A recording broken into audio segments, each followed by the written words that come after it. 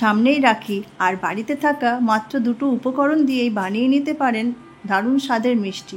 তো কিভাবে বানাচ্ছি আমার সঙ্গে দেখতে থাকুন। আমি সঙ্গীতা, আমার বাঙাল ভার্সেস ঘটির রান্নাঘর চ্যানেলে আপনাদের সকলকে স্বাগত জানাই।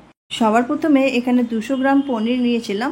তো চাইলে আপনারা বাড়িতে দুধ দিয়ে ছানাও বানিয়ে নিতে পারেন। তো সেটার মাঝ বরাবর কেটে আমি গ্রেটার দিয়ে গ্রেট করে নিই। তারপরে গ্যাসে একটা কড়াই বসিয়ে তার মধ্যে 1 কাপের মতো দুধ দিয়ে দিই আর সেটাকে ভালো করে ফুটিয়ে নিই, একটু ঘন করে নিই। তারপরে যে গ্রেট করে রেখেছিলাম পনিরটা, সেই পনিরটাকেও দিয়ে দিই। দুধের মধ্যে ছানাটা দিয়ে ভালো করে মিশিয়ে নিয়ে কিছুক্ষণ ফুটতে দিই। যখন ফুটে ওঠে তার মধ্যে কেশর দানা দিয়ে দিই সুন্দর একটা কালার আসার জন্য।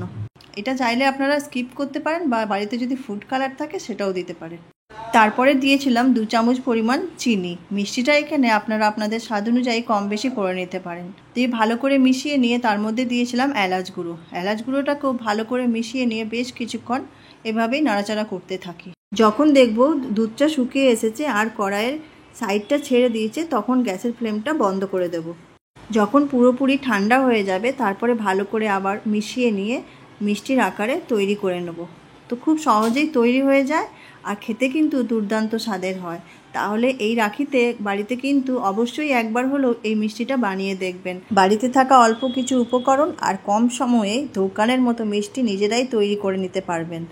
তাহলে এই রাখিতে নিজের ভাইকে দোকান থেকে মিষ্টি না এনে নিজের হাতে মিষ্টি বানিয়ে খুশি করে দিন। আর মিষ্টি খেতে আমরা ছোট থেকে বড় সকলেই কিন্তু খুবই ভালোবাসি। আর আমার আজকের এই রেসিপিটি আপনারা যদি ফেসবুক থেকে দেখে থাকেন তাহলে আমার এই পেজটা ফলো করে পাশে থাকার অনুরোধ রইল।